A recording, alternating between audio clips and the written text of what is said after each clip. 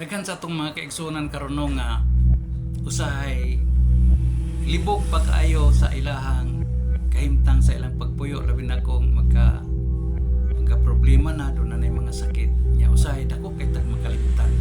Makalimutan nga adunay Dios nga dapat natong saligan, dapat nga atong isangguni sa iya tanan natong mga gimbuhaton. Dagan sa mga tao karon labi na ko ng mga dunay mga sakit. Magkauna-una na ta sa Dios. Unya gawas nga magkauna-una ta sa Dios pero ang ato gihapong kaagresibo ning kalibutan na parte sa mga butang mao gihapon nagpasulabi. Dili gihapon ta moadto sa espirituhanon nga gani. Mutuo naman ta nga na Dios musangpit naman ta. Musangpit na ta niya kun do na tay mga sakit. Kunya di na ta mutuo sa katong mga kaniadtong mga karaan pa ba. Katong kaniadto nga ang Dios kanunay pang magauban sa tao. Karon nagauban magyapon ang Dios pero ang tao di naman makiguban sa Dios sa iyahang mga pagpaningkamot. Kani ang tanan karon gumikan sa pagtuon sa kahibalong kalibutanon. Ang ginatun-an nato karon puro naman hinuon pagpanlupig sa atong isig ka tawo. Nalayo naman hinuon ta sa gimbuhaton nga ikalipay o ikamaya sa atong magbubuhat. Daghan sa mga tao karon nga kung masakit sila, musangpit to sila Ginoo, pero ang ilang gusto mo'y matuman gihapon. So lahi man kay ang mga pag-ampo manggod o pag pangamoy natos kay tasaan.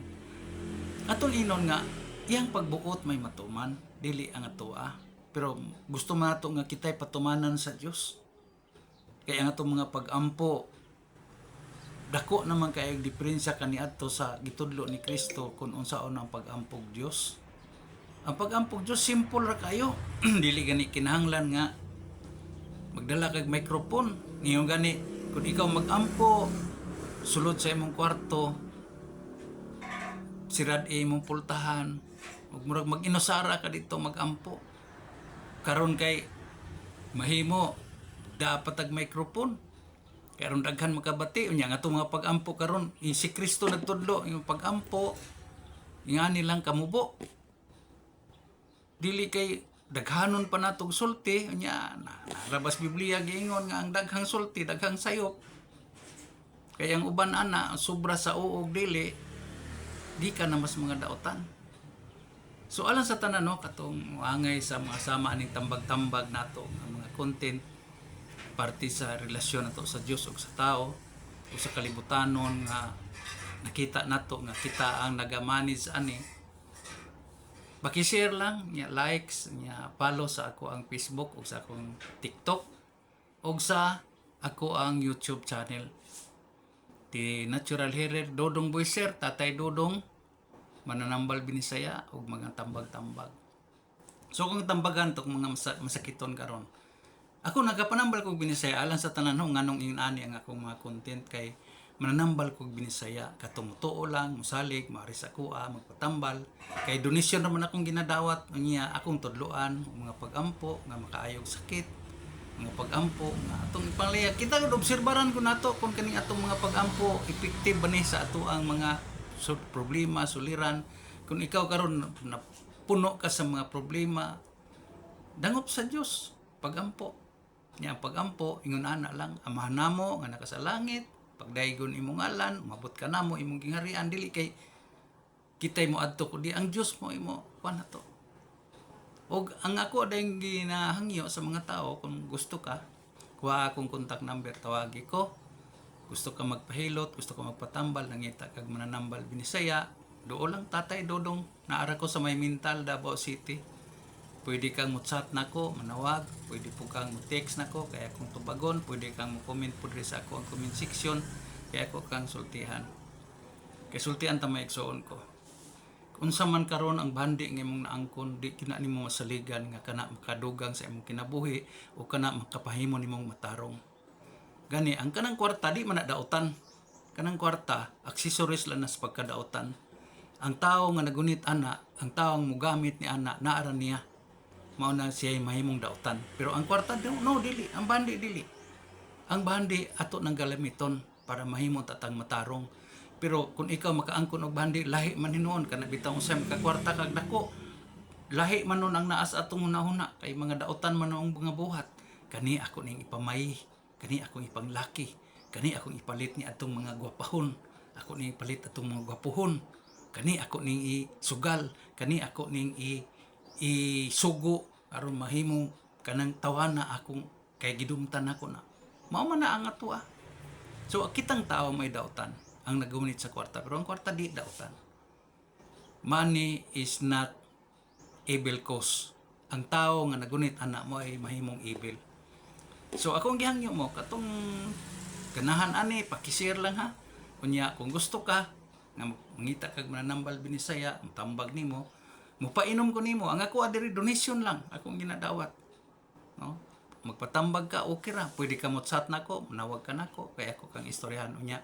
Sulti ko sa imong mga problema kay basin pa og usaning mga adlaw nga manawag ka nako na ako'y maitambag sa imo ha. Sultihin lang ko kung sabay akong matabang bisan sa pulong lang, bisan sa mga gimbuhaton lang akong itudlo nimo, ug labi na gyud sa mga pag-ampo o pagkirelasyon sa Dios ug sa mga natural nga mga butang nga atong pagabuhaton. Di nato likayan, dili para nang ato ang ginabuhat karon nga naay gibuhat sa Dios nga bungtod atong patagon, naay gibuhat sa Dios nga linaw atong tambakan, atong kanang gibuhat sa Dios nga kanang gitawag natog kanang mga kahoy nga nanubo atong pamutlon, atong ibutang sa natural. Kay ang natural igsuon ko naturalisa mo ni kabubuton sa Dios.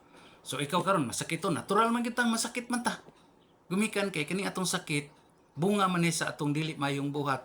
Sobra tang mukaon, sobra tang moinom, di ta matulog og tarong, no? Nya atong kinaiya mo nang sagli ka masakiton og daotan kag kinaiya, daotan kag batasan, labaw pa sakit kay madunggaban pa ka, mapusilan pa ka, mabunalan pa ka. Gumikan ay mo sakit imo mang kinaiya, daotan mo kag kinaiya. So ato nang usbon, ato nang ipangaliyas kay tasan nga dili ang tanan atong bagabuhaton sama ng atong tumong puro lang panikas, puro lang panlupig. Unsa bay giton ani mo ning kalibutan na karon? Kung kalibutanon ta magbase, nagtuon ba ka nga aron mga lagad kasi mga katao di oy kanang imong gitun-an imo man nang ipangwarta nya asa man kang warta di si katao. So pwede nimong matikasan ang imong si katao. So mo nang kamo karon kun may mga sakit ug balatian, tawagi ko ninyo, i-text ko ninyo or i-share ninyo ning ako ang mga pag-live o kaning ako ang ginapost sa ako ang social media sa TikTok o sa akong Facebook o sa akong YouTube, no? Mara man na akong ikalipay nga mo share mo, mo likes mo, o mo follow mo, mo subscribe mo. Mara na ikalipay namong mga content creator nya. Kani ako ang mga content mga kaigsunan ako, mga pagpanambag, mga pagpanambal natural og ang relasyon nato sa Dios ug kita nga tao. Ug kinsa ta ang pag-ila nato, kinsa ta ug kinsa usab ang Dios. Unsay papel sa Dios ug unsay papel sa tao ngadto sa Dios. Mao na ako ang mga content mga kaigsunan ako. Di ko naga kuan og unsa pa kundi mao ra gyud ni pagpanambal natural nga pamaagi. Mutuo ka, kuhaan akong contact number, tawagi ko or i-chat ko or mag video call ta, no, para basin pa ikaw karon masakiton nagtan-aw nako, naglantaw ka nako, be i-follow ko, i-subscribe ko, nyag mo angay ka, tawagi ko, mag-istoryahan ta, basin pa bisag layo ka, maabot sa ako ang social media na ako'y maitambag sa imuha. Mora na akong ika-alagad ninyo.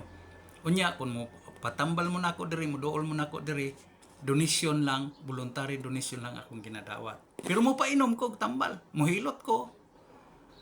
Mga liupo ta, magampo ta, mo painom ko og mga tambal, mutambag ko nimo, mohilot ko, donation lang ang pwede nimong ikahatag sa kuha. Ayaw pagunahon na og magdala kag dakong bahandi. Unya, paki-share lang akong gikuan sa inyo ha. Gatong moangay sa sama ani nga pamaagi. Salamat sa Ginoo.